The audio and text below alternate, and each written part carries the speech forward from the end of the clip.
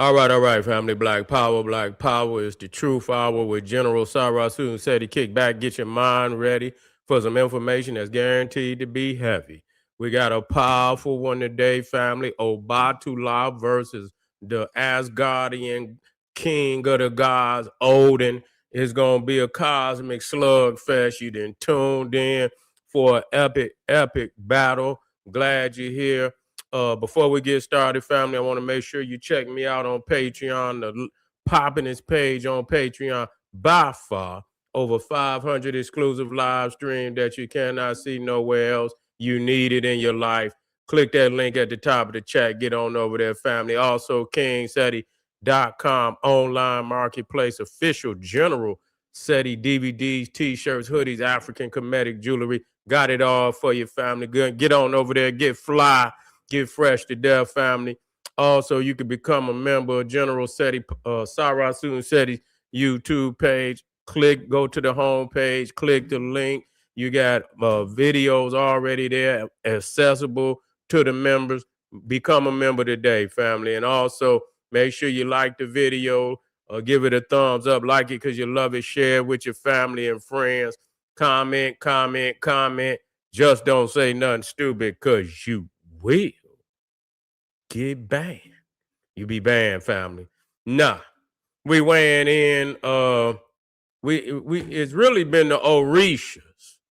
You see, we're gonna get off into the comedic Netaru now. We're gonna get off into the Netaru, but we with the Orisha right now. And we dealing with the king of the Orishas, Obatala, and he's going head to head with Odin, the king of the Asgardian Nordic gods, and it's gonna be a slugfest, family. And who gonna come out on top? We shall see. Now let's tap on in, because many of y'all, matter of fact, let me tap on in with the family out there. I know, yeah, y'all in the house, Black Power. That's right, Black Power, we in the house. Now let's tap on in. A lot of family out here, I don't know if they done tapped into the Orisha, but we tapping in today. Obatala. You see, and what is the domain of Obatala? Creation, purity, consciousness, ethics, human form. You see, his role is the primary creator force under Olodumare. Okay, Olodumare. Okay, so Obatala is the primary creator force under Olodumare.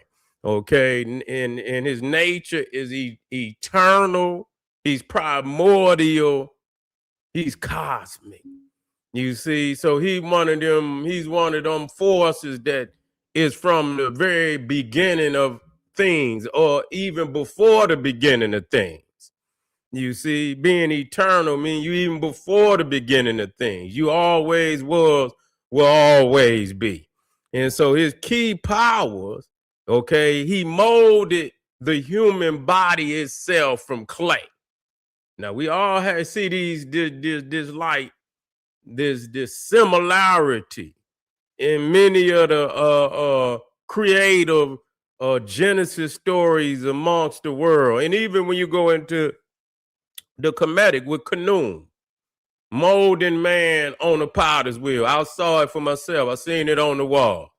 Well, I seen it. I know I seen it at Dendera. If you go into Dendera, you go into the birthing house. The what they call them? The birthing house. It'll pop in my head, but it's the birthing house and of Heru at Dendera. You'll see Kanoom on the wall, molding man on a potter's wheel. You see, and so, but that's all over the Nile Valley.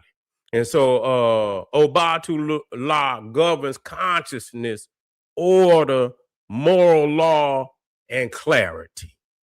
Authority over all other Orisha in matters of ethics and creation. Okay, not bound by death, aging, or Ragnarok style endings.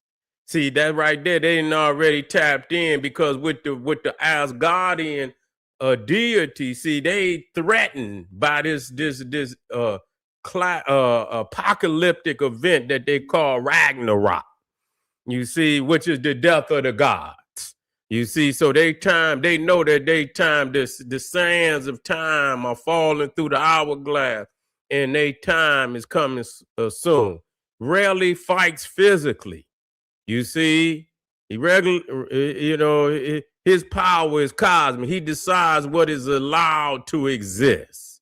He decides what is allowed to exist. So Obatala doesn't battle like a warrior god. If he acts, reality itself shifts. So that's saying a lot right there. He ain't gonna battle you. You understand what I'm saying? He been, thought your ass out of existence. You see, just the thought alone could bring you, you understand what I'm saying, to be nothing, where you just dissipate into nothingness. You feel me? Now let's talk about Odin, the Nordic king of the gods. And I know a lot of people, they go on Marvel comics and they see Odin and he seemed to be so all powerful. But let's see what he got. Let's see, if he can match up with Obatala. His domain is wisdom, war, death, magic.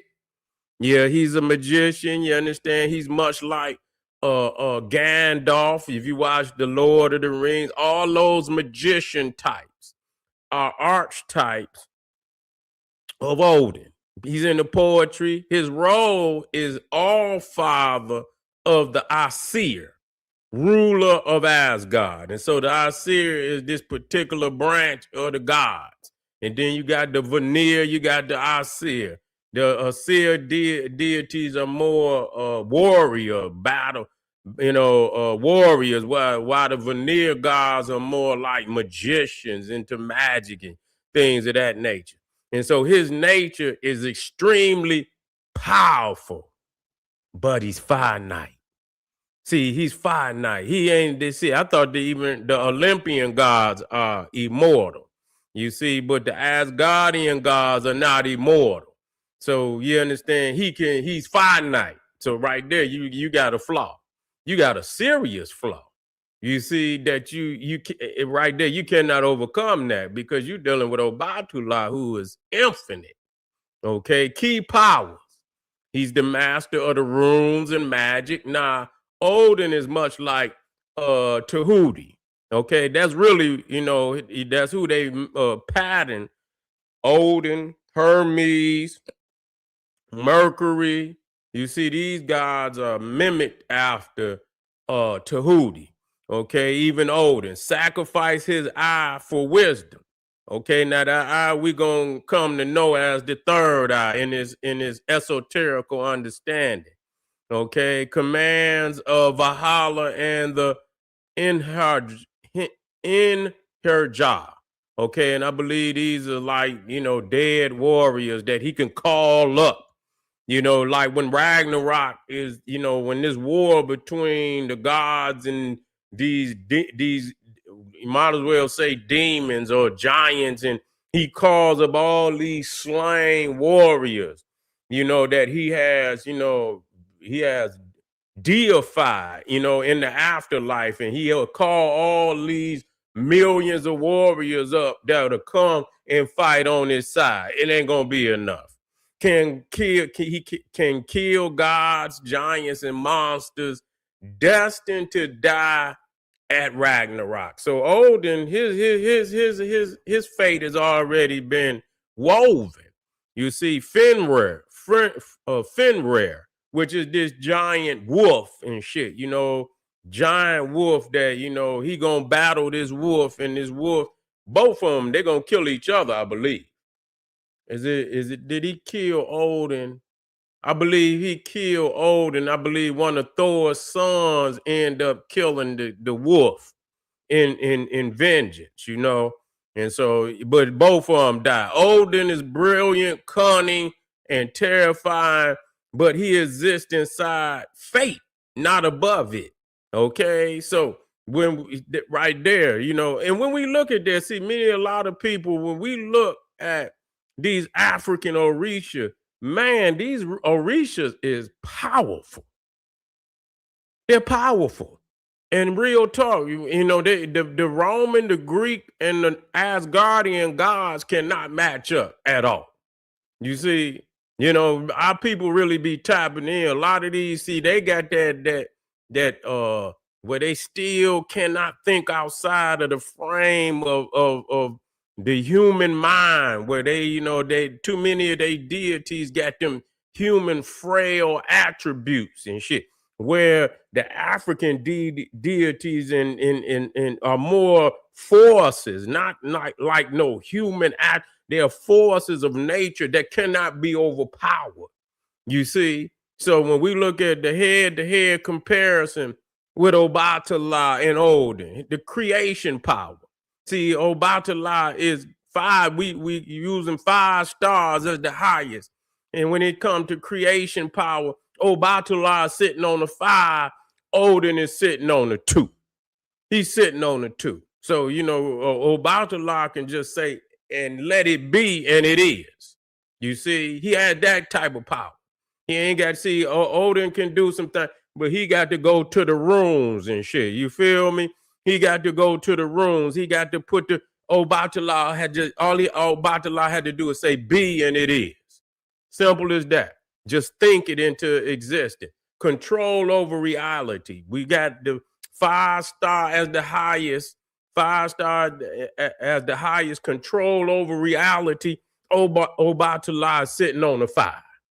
You see, Odin is sitting on the 3, not matching up at all. Ain't matching up at all. So Obatala has control over reality.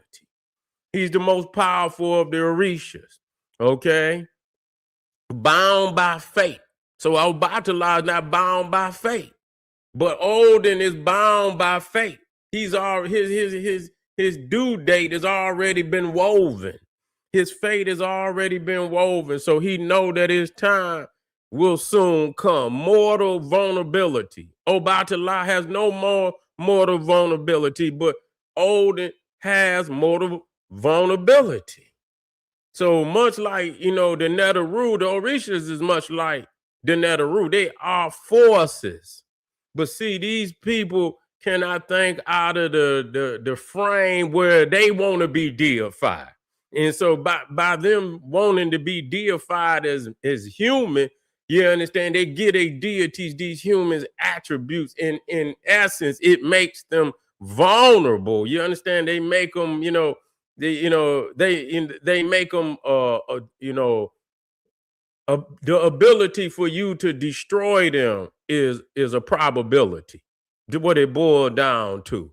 You can destroy their deities easily. That's why even when you look at Jesus, they nailed him to a cross, and you know Odin was nailed in all these things, war and tactics. Now, when it comes to war and tactics, Obatala don't get down like that. So he got a low on that because that ain't how he do it. He just you can suit up and boot up, and he can just think your whole army into non-existence. You see, so he ain't gonna. So on that note, he got a 2-star, but Odin got a 5-star because that's he's a warrior, a battler in respects of how we sword and shield and things of that nature. And so yes, that's his role. Cosmic authority. Obatala sitting on the 5. He's sitting on the 5 while Odin is sitting on the 3. So who wins? Who wins? And so we done seen a lot of the attributes, the characteristics of both. And it says that Obatala wins decisively. He wins decisively. There ain't even no matchup. Real talk. Not because he's a better fighter, but because he operates on a higher metaphysical tier. Okay, not because he's a better fighter, but because he operates on a higher metaphysical tier. Odin can kill gods. Obatala determine whether gods, bodies, and orders exist at all. You see? So he Obatala, it creates other gods. You see, he decides whether the gods can exist. You see, Odin must struggle, sacrifice, and eventually die. Obatala endures as a principle of consciousness and form in a literal battle. Odin must strike first. In a cosmic sense, Obatala never needs to strike. You see, he never needs to strike. So that, the deeper truth, this isn't really a fair fight.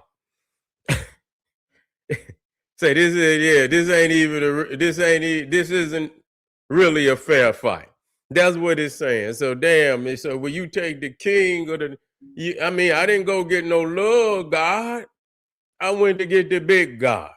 I went to get the biggest God that they had, and even then, it ain't a fair fight. That's sad. Odin is a tragic hero god inside a doomed universe. Obatala is a foundational architect of reality. You hear that? Y'all better go on and tap in to Obatala. You see, there's Obatala Pata. You see, Obatala Pata in the house. You feel me? Is a foundational architect of reality. It's like comparing a supreme general to the law of form itself. Okay? It's like comparing a supreme general to the law of form itself, if you want. And so we done tapped in and just to show you, you would have thought that maybe Odin had a little, he can't even compare. And I'm trying to, I'm gonna have to match him up against, I'm gonna have to take him down a notch. Yeah, I'm gonna have to take him down a notch. I'm gonna have to put him on somebody else. I'm gonna have to see if he can match up on Ogun or Shango. Maybe I'm gonna have to come down a notch, and I don't know how he gonna even fare with Shango or Ogun, because again, many, even though he anthropomorphic image of many of the Orishas, that's just it's an attribute. It's not the reality of their being. It's just an attribute. They're not human in that sense. So even though you may see behind me, you see a physical reality of Obatala, that just gives you something to, where you could build on. Because a lot of people, if they don't see something, they so used to seeing anthropomorphic deities. If you don't show them something, they ain't clicking right. So you have to show them, but you have to also express the fact that they are beyond any anthropomorphic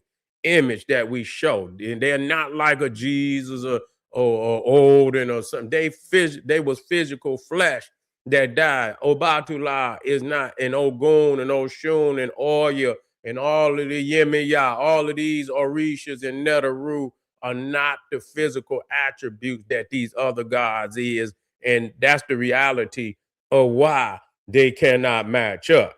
You see, but we're gonna keep weighing it in and putting the deities and against the gods of the planet, and we're gonna see who come out on top. We're in the house, family. Any questions that I'll take a couple questions if you got a couple questions. If you're not, we got some more contestants that's ready to take the battlefield, and let's get it on now. That's right. That's right. So we got some more contestants that's ready to take the battlefield, family. Stay with the general. Go to my homepage and see the videos we got lined up for the day, and also get over to Patreon, click the link, join the general on Patreon. Over 500 exclusive live stream. You already know what it is. I'll see you in a minute, family. Arm yourself with knowledge. Bang on the wicked ass beast daily. Liberation through African education and confrontation. Boom. Black Power.